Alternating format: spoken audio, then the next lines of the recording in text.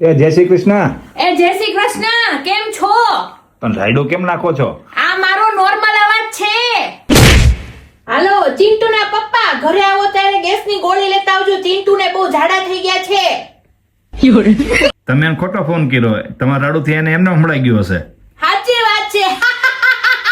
Thank you. હે ચિંટુ, એ તું ફાટેલી ચડ્ડી પહેરીને વયો ગયો છો. મેં ગેંડી સાફ કરીને બાથરૂમમાં હુકવા રાખી હતી.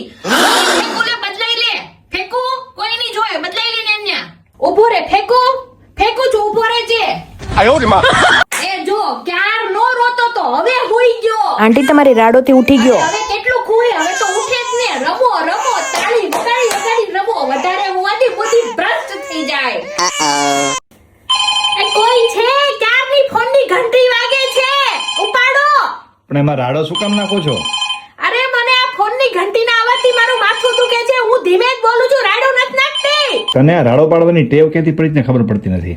એ હું રાડો નથી નાખતી. ઘરમાં બધાયથી ધીમે હું જ બોલું છું.